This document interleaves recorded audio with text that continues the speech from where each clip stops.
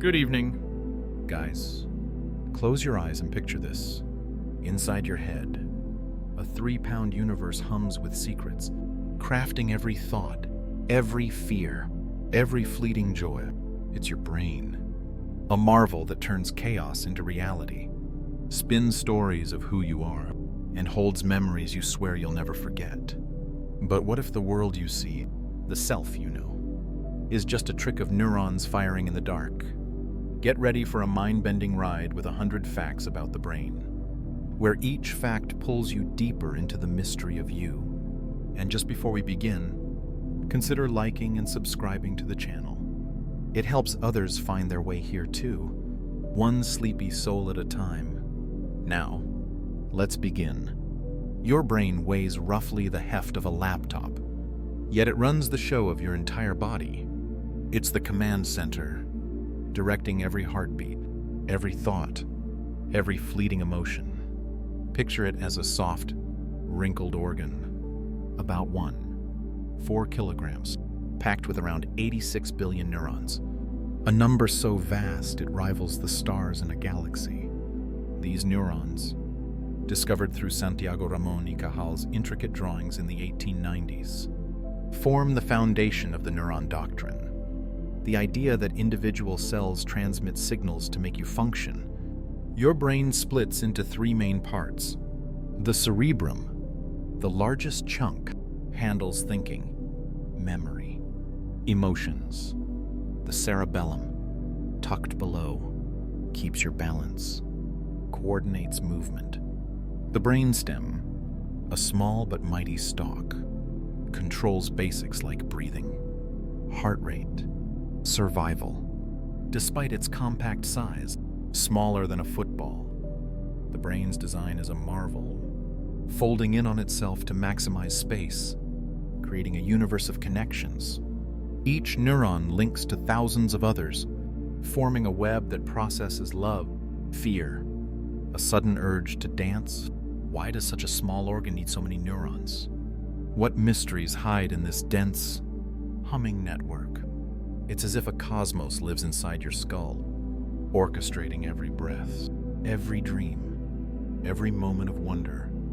This intricate blueprint, both fragile and powerful, keeps you alive, aware, uniquely you. Now imagine a city at night, its lights flickering as signals race through a grid. That's your brain's synaptic network, where neurons talk through roughly 100 trillion connections called synapses.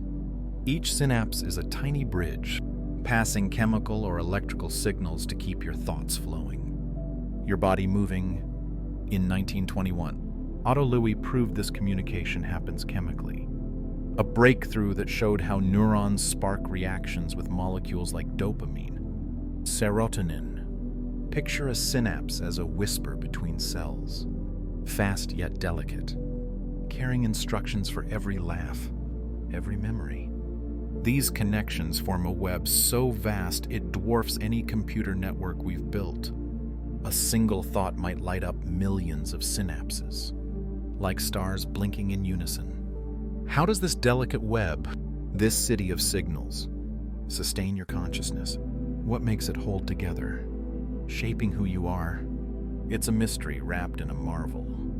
A network so complex it feels alive, pulsing with every decision, every dream. The scale is staggering. Each connection a piece of the puzzle that is you. What secrets lie in those trillions of whispers, weaving the story of your mind? Your brain, a marvel that fits in your skull, took 7 million years to become what it is today. It started small, about 400 cubic centimeters in early hominids like Australopithecus, no bigger than a grapefruit. Fast forward to Homo sapiens, and it's tripled to around 350 cubic centimeters, roughly the size of a small melon. Fossil evidence, like the Tong child skull found in 1924, shows this growth, a slow climb from simple creatures to thinkers who built cities. This expansion wasn't just about size, it paralleled leaps in tool use, from crude stone choppers to refined blades. suggesting brains grew smarter to solve problems. Why did our brains balloon so fast? Compared to other species, the mystery lingers, like a puzzle with missing pieces. Some say it was diet, richer in calories, fueling growth. Others point to social demands, cooperation, survival. Each leap in brain size opened new doors, from fire to language, transforming our ancestors into dreamers, builders, storytellers. From humble origins, our brains became cathedrals of thought, crafted over eons.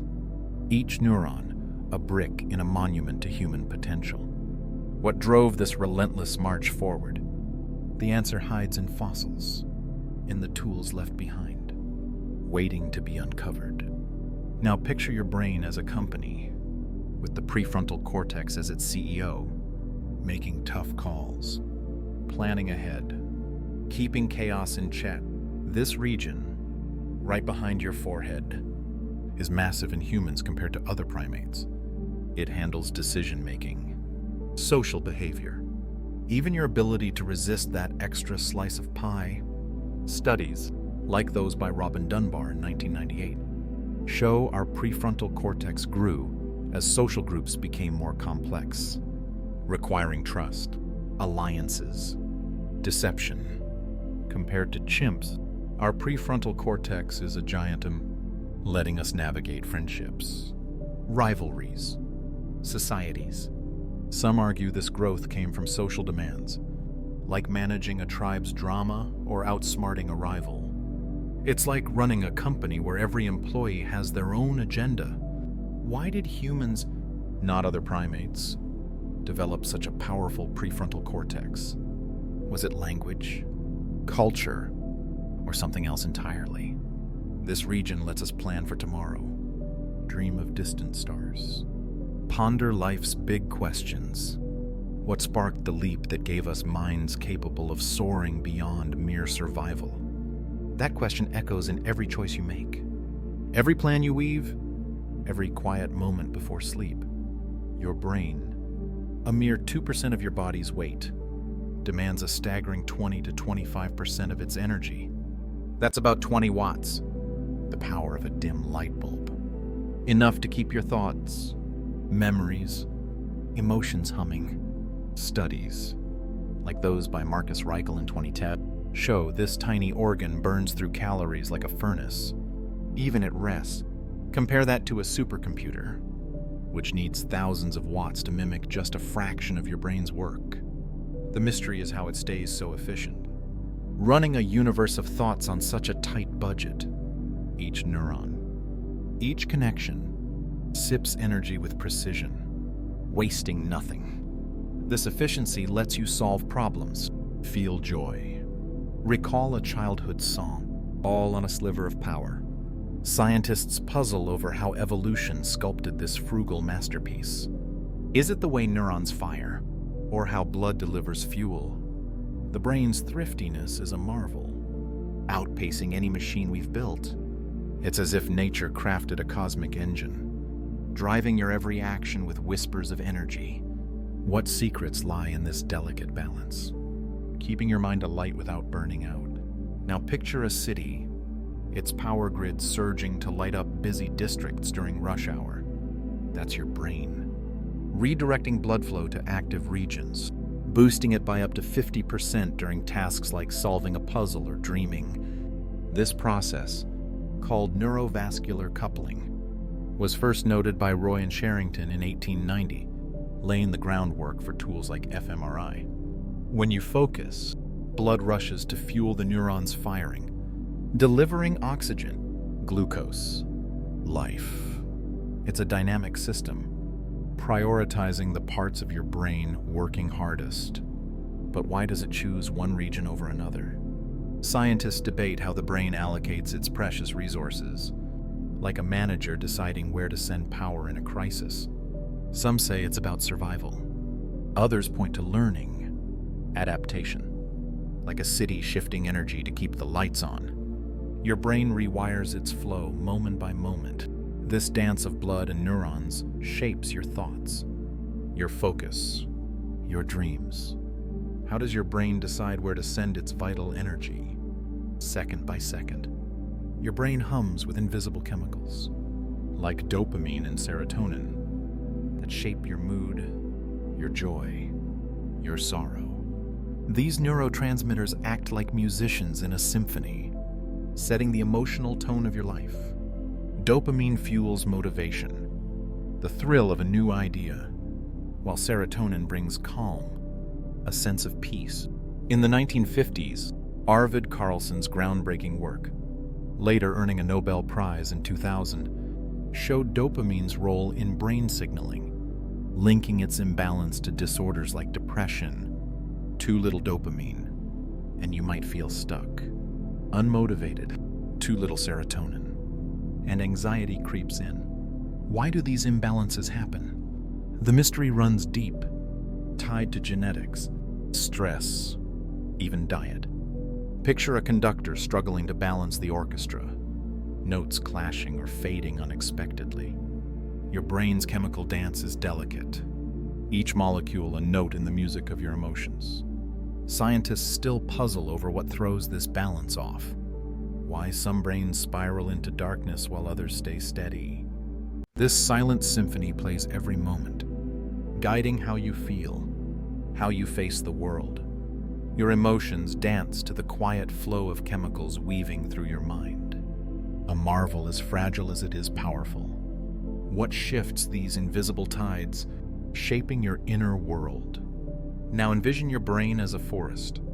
Its neurons like trees linked by paths that grow stronger with use. Each neuron can form up to 10,000 synapses, creating dynamic networks that shift and adapt. This is synaptic plasticity, the brain's ability to rewire itself. In 1949, Donald Hebb proposed a rule: neurons that fire together wire together. A principle explaining how learning and memory take root. When you practice a skill or recall a name, synapses strengthen, like paths worn deep by footsteps. Scientists believe this plasticity underpins learning, letting you master a language or remember a song.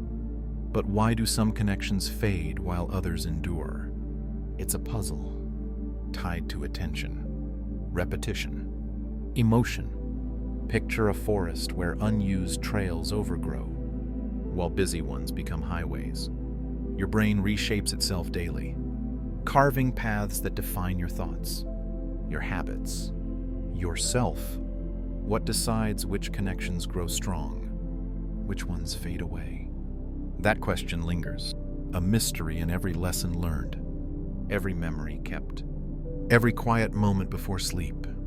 What determines which neural paths grow stronger, shaping who you become? Your brain pulses with invisible electrical waves, humming at frequencies from 0.5 to 100 hertz, shaping your state of mind. These brain waves, measured by EEG, were first discovered by Hans Berger in 1924, revealing the brain's hidden rhythms. Delta waves, slow and deep, dominate sleep, guiding you into rest. Theta waves flicker during light sleep or daydreams, sparking creativity. Alpha waves bring calm, a relaxed focus when you close your eyes. Beta waves buzz during active thought, problem-solving, alertness. Gamma waves, the fastest, tied to intense concentration. Picture your brain as a radio, tuning into different frequencies for sleep, focus, or dreams. Each wave type carries a unique rhythm, yet how they blend to create consciousness remains a mystery. Scientists marvel at how these signals, mere whispers of electricity, coordinate your awareness, your sense of self. Why do these waves shift so precisely, guiding your mind through rest or focus? It's as if your brain is a cosmic station, broadcasting the soundtrack of your existence. Your mind hums with these invisible waves, weaving the rhythm of your thoughts, your dreams, your very being. What secrets lie in their patterns, orchestrating the dance of consciousness? Now focus on gamma waves, racing at 30 to 100 hertz, linked to your brain's highest functions. These rapid pulses shine during intense attention, problem solving, moments of insight.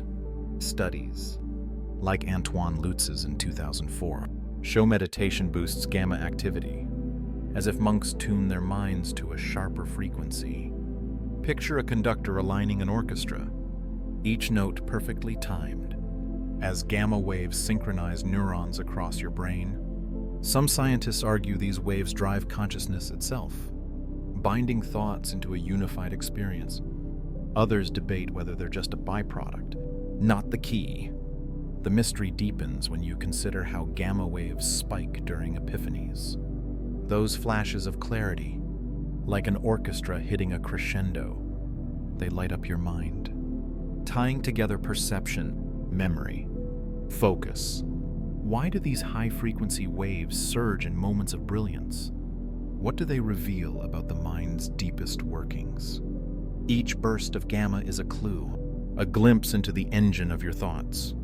Could these rapid waves hold the key to unlocking consciousness? Your brain holds a map so intricate it dwarfs any atlas. A wiring diagram called the connectomy, charting roughly 100 trillion synaptic connections. This vast network, studied by the Human Connectomy Project since 2010, traces every neural link, like mapping every road, alley, path on Earth. Each synapse is a junction where neurons exchange signals, shaping your thoughts, memories, personality.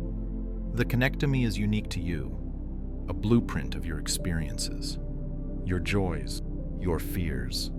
Scientists labor to decode this map, using scans to trace connections.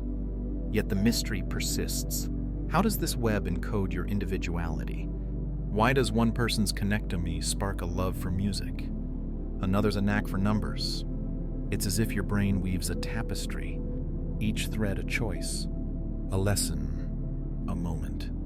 The scale is staggering, a cosmos of connections packed into a few pounds of tissue. Your brain's unique wiring is a map of your life's journey, etched in neurons, guiding every decision, every dream. What secrets does this map hold? Defining who you are. Now picture your brain as a global network. Its white matter tracks like internet cables linking distant cities. These bundles of axons, long neural fibers, carry signals between brain regions, enabling thoughts to flow from memory to action. Discovered through diffusion tensor imaging in the 1990s, white matter ensures your brain's regions work in harmony, like a network keeping a nation connected. Damage to these tracts, seen in diseases like Alzheimer's, can disrupt cognition, muddling memory or focus. Scientists debate why some tracts degrade faster, whether it's aging, disease, or stress. Picture a city where cables fray, slowing communication, dimming lights. Your brain relies on these highways to process ideas, solve problems, feel emotions. When they falter, thoughts stumble, connections fade. Why do some pathways hold strong while others weaken? The question looms, tied to how we think, how we age. What happens when the brain's highways falter, disrupting the flow of thought? Your brain sits behind a fortress, protected by the blood-brain barrier, a shield of tightly packed endothelial cells that filters blood to keep toxins out.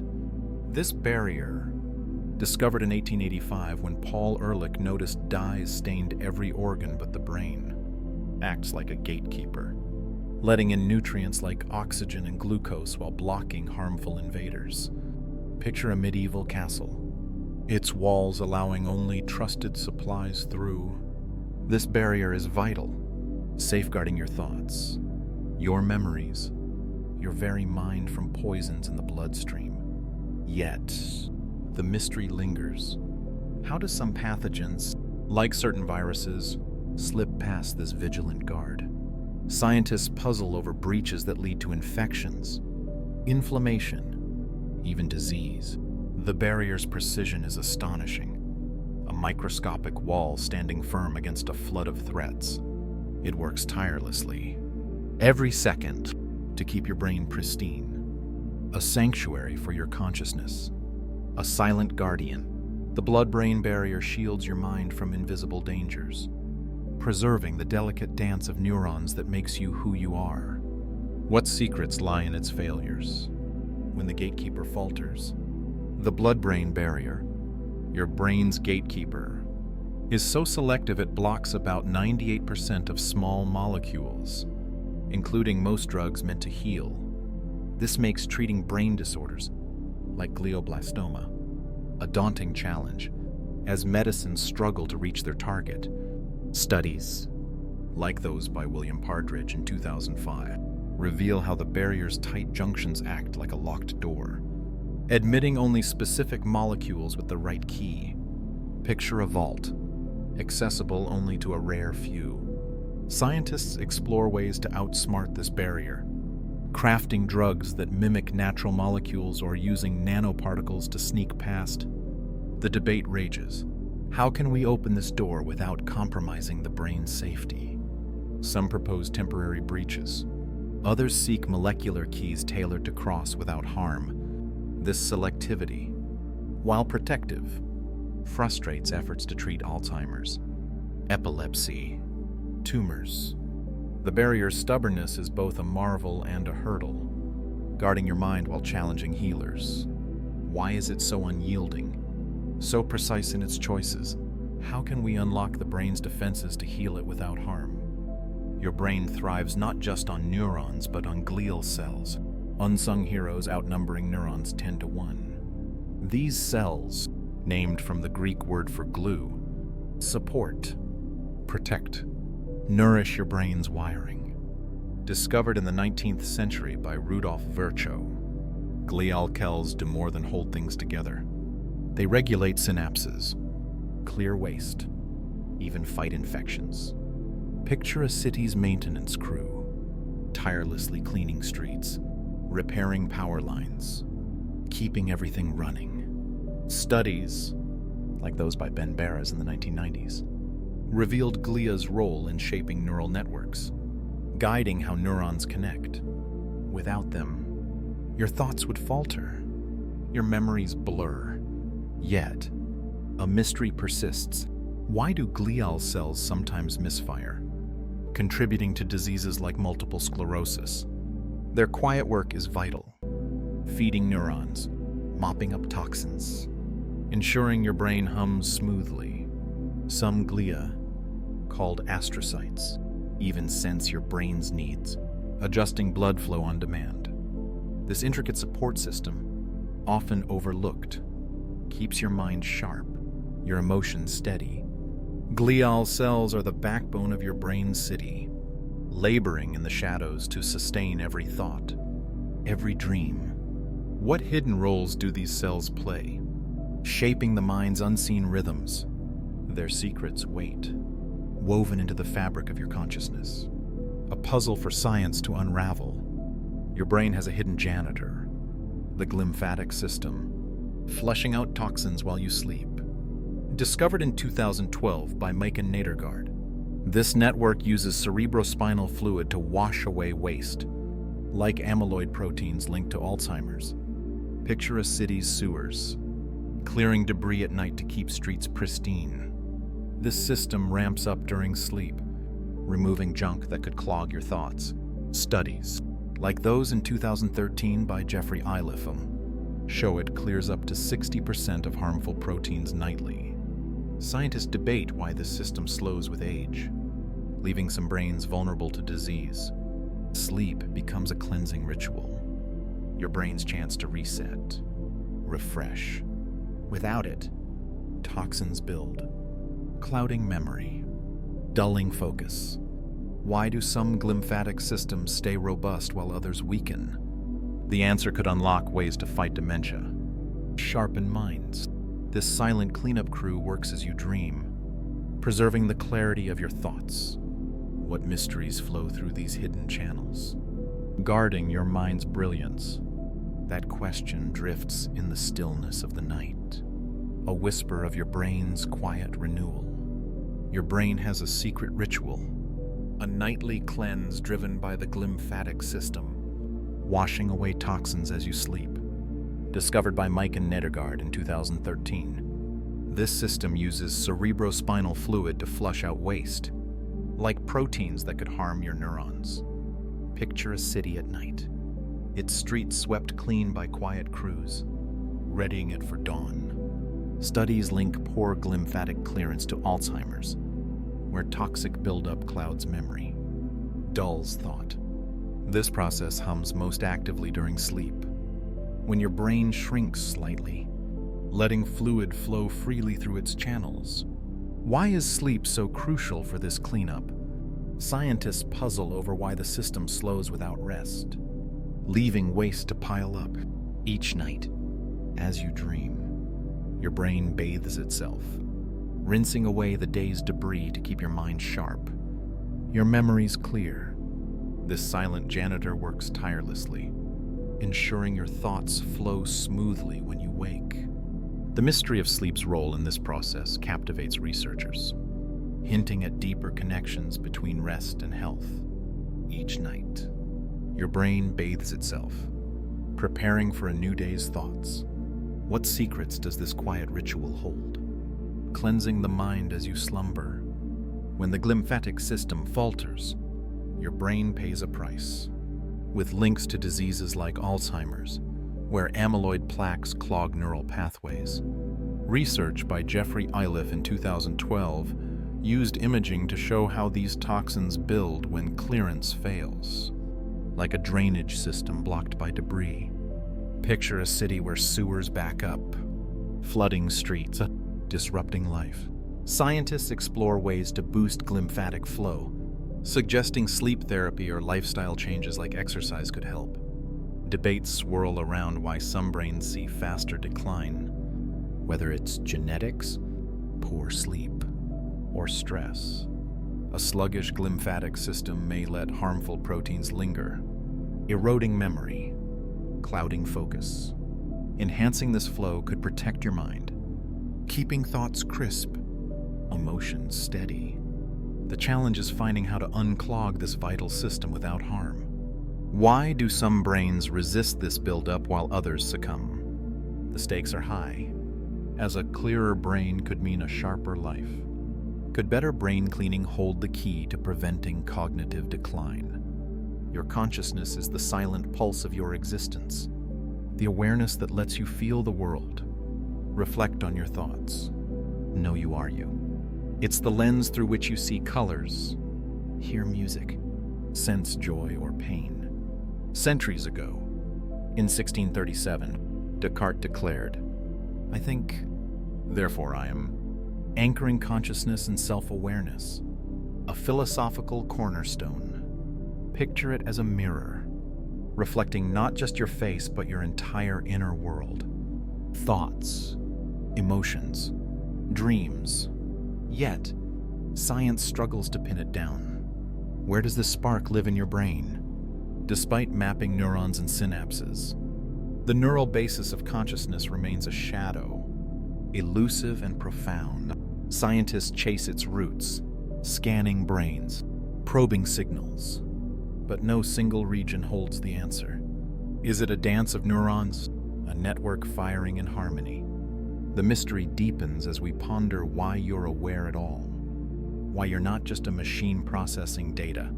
Your consciousness is a quiet miracle, a spark we're only beginning to understand. It shapes every moment, every choice, every fleeting thought. What weaves this delicate thread of awareness through your mind? Deep in your brain lies a thin sheet of neurons, the claustrum, a potential conductor of your consciousness. In 2005, Francis Crick and Christoph Koch suggested this tiny region, densely connected to nearly every part of the brain, might orchestrate awareness. Picture a conductor guiding an orchestra, aligning instruments to create harmony. Experiments show that disrupting the claustrum can halt consciousness, like silencing a symphony mid-note. When stimulated, it can toggle awareness on or off, a startling clue to its power. Some, like Giulio Tononi with his 2004 integrated information theory, argue consciousness arises when information weaves together seamlessly, and the claustrum might bind these threads. Others debate, is it truly the key, or just one player in a larger ensemble? Its connections are vast, linking regions for vision, sound, memory. Yet its exact role remains unclear. If the claustrum fails, does your consciousness collapse entirely? The question lingers. As researchers probe this hidden conductor, is the claustrum the key to the symphony of your conscious mind? Back in 1995, philosopher David Chalmers coined this term to ask a simple yet maddening question. Why do the physical processes in your brain, those firing neurons and chemical sparks, create the vivid experience of being you? Think about it. We can study memory or attention, what Chalmers called the easy problems, and map them to brain activity. But explaining why you feel the warmth of a sunset or the ache of a sad song, that's different. That's the hard problem. Those feelings, those subjective sensations, are what we call qualia. They're the colors, tastes, and emotions that paint your inner world. Imagine listening to a guitar riff that sends shivers down your spine. Science can trace the sound waves hitting your ears and the neurons lighting up. But why does it feel so alive? Why does your brain turn cold data into a moment that stirs your soul? Chalmers argued this gap between the physical and the felt is the deepest mystery of all. It's not just biology at work. It's something more, something we can't yet grasp. Picture your mind as a theater where the show is you, but no one knows how the curtains open or why the stage feels so real. As you drift towards sleep, ponder this. Why does the world glow through your eyes? What makes your consciousness more than just a machine humming in the dark? Now, let's push deeper into this cosmic riddle. Some scientists, like Stuart Hameroff and Roger Penrose, proposed in 1996 that consciousness might spring from the strangest corners of your brain, down at the quantum level. Their idea, called orchestrated objective reduction, or ORCH-OR, suggests tiny structures in your neurons, called microtubules, could host quantum processes that give rise to your inner world. Sounds wild, right? But quantum biology isn't new. Think of photosynthesis, where plants use quantum tricks to capture sunlight with uncanny efficiency. Could something similar happen in your brain? These microtubules might act like a stage for a cosmic dance, where particles vibrate in ways that spark qualia, those vivid sensations we just talked about. But here's the catch. Not everyone buys this. Critics argue the brain is too warm, too messy for delicate quantum effects to survive. They say consciousness likely comes from classical processes, just neurons firing in complex patterns. Yet, the debate rages on. If Hameroff and Penrose are right, your thoughts, your feelings, might be tied to the universe's smallest scales, where reality itself gets blurry. Imagine that. The spark of your awareness could be a quantum symphony playing in every cell of your brain. And if that's true, what does it say about free will? Are you choosing your path? Or are you dancing to a tune set by the cosmos? As you sink deeper into rest, let this linger. Could the tiniest particles in your brain, flickering in ways we barely understand, hold the secret to why you feel alive, why you dream, why you are you? Picture yourself lying in bed, the room dim, the world quiet. Your brain, that 3-pound marvel, is still humming, making sense of the day, weaving a story from the chaos of the world. Every second, it juggles about 11 million bits of sensory information, a flood from your eyes, ears, skin, and nose. Yet, you only notice about 40. That's right. Your brain filters out nearly everything, like a movie director sifting through thousands of camera feeds to craft one smooth film. It's not showing you reality as it is. but as it needs to be for you to survive. A scientist named Donald Hoffman, back in 2015, called this the interface theory of perception. He said our senses evolved to keep us alive, not to reveal the truth. The colors you see, the sounds you hear, they're your brain's best guess, a curated version of the world. Think about it. That sunset you love, it's less about the sun and more about what your mind allows you to see. This filtering protects you from overload, but it hides the raw chaos of reality. It's why two people can witness the same event and swear they saw different things. Your brain picks and chooses, editing the world to fit a story you can handle. It's not lying to you. It's just practical. This process, this sensory editing, shapes every moment of your life. It's why you can focus on a conversation in a noisy room or spot a friend in a crowd. But it also means you're missing so much. What you see is not the world as it is, but as your mind allows it to be. Now, let's zoom in on vision, the sense that dominates your brain. About 30% of your cortex, the brain's outer layer, is devoted to your visual cortex. More than any other sense, it lives in the occipital lobe, right at the back of your head, and it's working overtime to turn light into shapes, colors, and motion. Back in 1959, two scientists, Hubel and Wiesel, ran experiments on cats and found that the brain has special cells called edge detectors. These cells spot lines and boundaries, helping you make sense of a chair versus a table. It's like an artist sketching from memory, not copying the world exactly, but capturing what matters. This system is why optical illusions trick you. Your brain takes shortcuts, filling in gaps to save time. That famous dress photo from a few years back, was it blue or gold? People fought over it because their brains interpreted the light differently. Illusions show us the brain isn't a camera. It's a painter, creating a version of reality that's useful, not perfect. Every glance you take is a masterpiece of guesswork.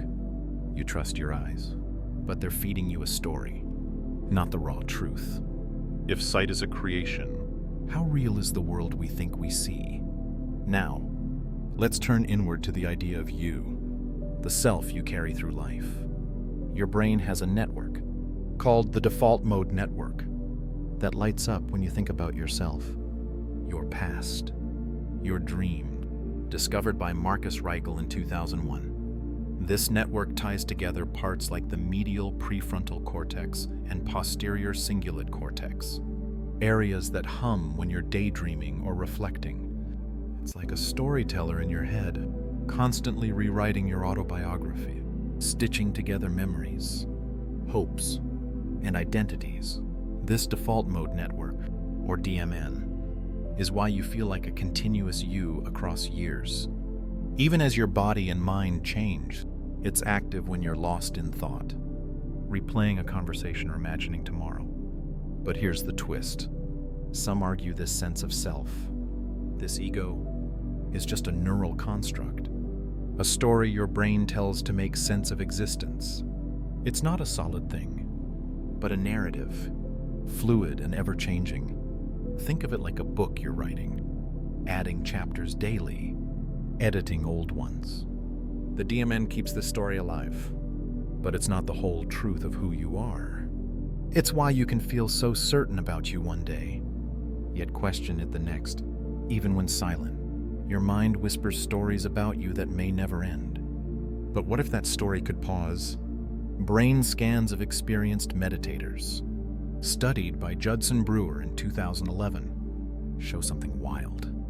During deep meditation, the default mode network quiets down, sometimes almost shutting off. This is when the sense of self, that constant narrator, starts to fade. Meditators describe it as pure awareness, a state where the I dissolves and they simply observe life unfolding. Like watching a river flow without naming it. It's as if the brain storyteller steps off stage, leaving only the scene itself. These studies used fMRI to show this drop in DMN activity, linking it to feelings of peace and unity, It's not just woo-woo, it's neuroscience. When the ego quiets, the brain stops clinging to its usual narrative. You're not your thoughts, your past, or your plans. You're just here, now. This non-self experience is what monks chase in monasteries. But it's wired into your brain, too. It's why meditation can feel like a reset, stripping away the noise of identity. Think of it like turning off a radio that's been playing your life's soundtrack. What's left is just the world, raw and unfiltered. What happens when the self disappears, and only awareness remains? Lie back. The night is still, and your brain is working. Even now, deep in its core, the limbic system, an ancient part of you, is your emotional engine. It's home to the amygdala, hippocampus, and hypothalamus, all wired for survival. The amygdala, that tiny almond-shaped cluster, spots danger in milliseconds, faster than you can think. Joseph Ledoux's studies in 1996 showed how fear signals race through the brain, bypassing your conscious mind. It's like a smoke alarm blaring before you smell the fire. Before you decide if that shadow in the dark is a threat, your amygdala has already sounded the alarm, pumping adrenaline, readying you to run or fight. This speed kept your ancestors alive when predators lurked. It's why your heart races at a sudden noise, even if it's just a creaky floor. The hippocampus logs the memory of that scare, while the hypothalamus tweaks your body's response, speeding your pulse. This system doesn't care about your plans or logic. It's built to act first, think later. It's why fear feels so raw, so uncontrollable.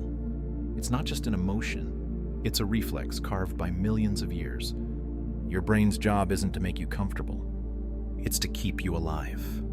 That's why your fear knows before you do. A ghost of evolution protecting your life. But emotions don't always run wild. There's a part of your brain, the orbitofrontal cortex, sitting just behind your forehead, that tries to keep them in check. It's like a judge weighing passion against reason. This region helps you navigate social decisions, like knowing when to hold your tongue or take a risk.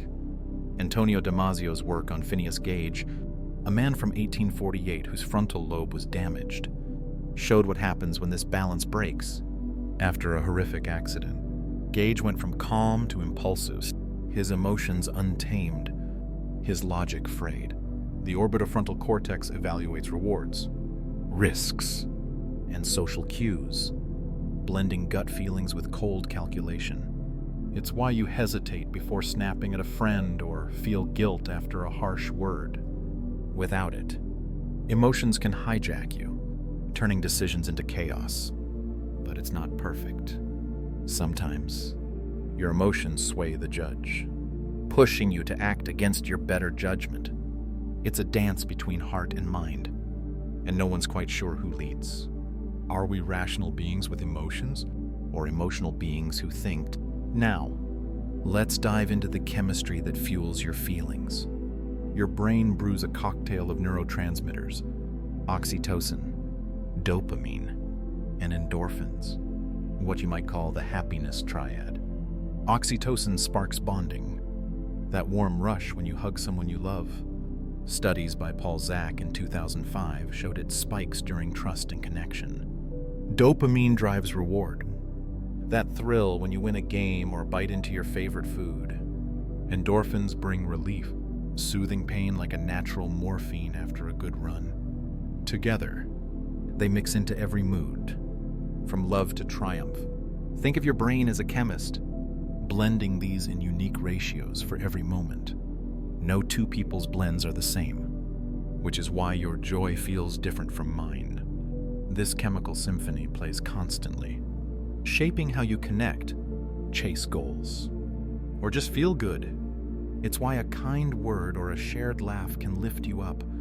Happiness isn't just an emotion. It's chemistry, rhythm, and connection. But there's a darker side to this chemistry. Chronic stress floods your brain with cortisol, and it's not kind. Robert Sapolsky's research in 1996 showed that too much cortisol can shrink the hippocampus, the part that stores memories. It's like a city under constant emergency sirens. Resources drain. Systems start to fail. Over time, stress makes it harder to remember, to focus, to find joy. The hippocampus, so crucial for logging your life's moments, gets worn down, leaving gaps where clarity should be. Some brains bounce back better, thanks to genetics or support, but no one's immune. It's why long-term stress feels like a fog, clouding not just your mood, but your mind. You might still laugh, love, or dream, but the weight of fear lingers, eroding the edges of your happiness. It's a quiet battle in your brain, one you might not notice until it's hard to fight. How much fear can a brain endure before it begins to forget joy? As you settle into the quiet of the night, your brain is busy, not just resting, but organizing the story of your day. The hippocampus, a small seahorse-shaped structure deep in your brain, acts like a librarian, indexing where your experiences are stored. It sorts short-term memories, the fleeting moments of your morning coffee or a passing conversation, and decides what gets filed into long-term memory. The case of Henry Molaison, known as H.M., from 1957, showed this vividly. After surgery removed his hippocampus, he could no longer form new memories, living forever in the present. His story revealed how crucial this region is for cataloging your life. Sleep is when this librarian works hardest, consolidating memories during those quiet hours. Without it, your day's events scatter like loose pages. It's why you wake up sometimes with a solution to yesterday's problem or a clearer sense of what matters. Your brain doesn't just store facts. It weaves them into a narrative, tying today to yesterday. This process isn't perfect. It's selective, prioritizing what feels important. That's why you might forget where you parked, but vividly recall your child's first smile. Each night, your mind quietly files the story of your life. But how do those memories stick? It's not just filing, it's physical change. Long-term memories form through protein synthesis in synapses, the tiny gaps where neurons connect. Eric Kandel's experiments on sea slugs, which won him a Nobel in 2000, showed how learning strengthens these connections. Each time you practice a skill or revisit a memory, your brain forges stronger neural links, like a blacksmith hammering chains to make them unbreakable. Repetition and focus reshape your brain's wiring, turning fleeting thoughts into lasting traces. It's why studying or practicing feels hard at first, but effortless later. Your brain is literally rebuilding itself, molecule by molecule, to hold on to what you learn. This process, called synaptic plasticity, is the foundation of memory. It's why a song from your youth can hit you like a wave. The connection's still strong after decades, but it's also fragile, needing time and repetition to solidify. A single moment can spark a memory, but only effort makes it endure. How does a fleeting moment carve itself into the structure of the mind? Now, let's talk about forgetting. Because memory isn't a vault, it's a living thing. Every time you recall something, your brain doesn't just replay it, it rebuilds it. Elizabeth Loftus's work in the 1990s showed how memories can shift with each retelling, sometimes creating false detail. It's like copying a cassette tape over and over.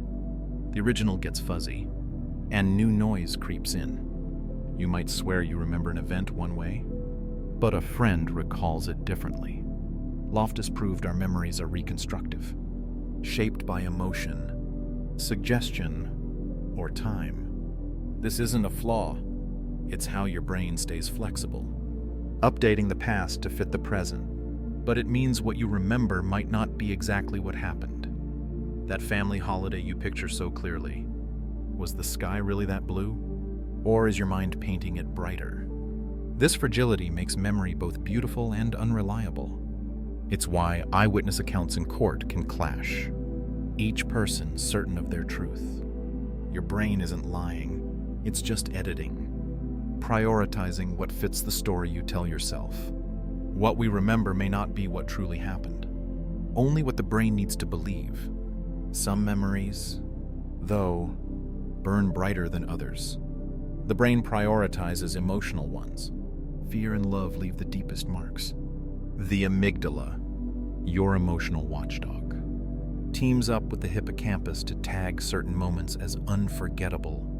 Studies by Cahill and McGaw in 1998 showed why you can recall exactly where you were during a life-changing event, like a wedding or a loss. These moments feel timeless because emotion acts like ink that glows under firelight, invisible until the heat of feeling brings it back. Fearful events, like a near accident, or joyful ones, like holding your newborn, get etched deeper than mundane days. The amygdala flags them as critical, telling the hippocampus to lock them in. It's why trauma can haunt for years, but also why love feels eternal. This bias toward emotion shapes your life's highlight reel, but it can skew things too. You might dwell on a single mistake while forgetting 100 kindnesses. Your brain isn't just storing facts, it's curating feelings. Do we remember with neurons or with the heart? Now, let's reflect on what all this means. Your brain isn't separate from you. It's the canvas of your life. Every choice, every silence, every repeated thought shapes it. Fill your days with hurry, and it learns chaos. Fill them with wonder and kindness, and it learns peace. The brain mirrors how you live, recording not just events but the way you meet them. Chronic stress can fray its edges, shrinking the hippocampus, clouding memory, but calm reflection strengthens it, keeping cognition sharp. Studies show a balanced mind, one that faces emotions without fear, holds memories clearer and longer. It's not about avoiding feelings, but understanding them, like a mirror pond. The mind stays clear not because no leaf falls, but because the water keeps moving. Every gentle thought, every deep breath, is a quiet act of healing. Take care of your brain by taking care of how you live. Emotions aren't the enemy. They're messages from your limbic system, guiding you through life's maze. When you name what you feel instead of running, your brain integrates those experiences, weaving them into wisdom. Chronic stress, as we've seen, can erode memory, but calm reflection builds it back. Studies back this, showing how mindfulness or even simple gratitude can protect cognition. To remember well is to feel honestly. Every memory grows clearer when you meet it with awareness, not resistance. A calm mind doesn't forget. It learns what truly matters. It's not about forcing happiness, but allowing space for truth, whether it's joy or sorrow. Your brain is always listening, learning from how you live, how you pause, how you breathe. Every moment you choose to be present, to feel without judgment, you're sharpening the mind that carries you. Thank you for diving into the wonders of your brain with us tonight. Share your thoughts on these mind-blowing facts in the comments below. If this journey through your inner universe sparked your curiosity, please like the video and subscribe. Your support will help us uncover more stories, incredible other journey,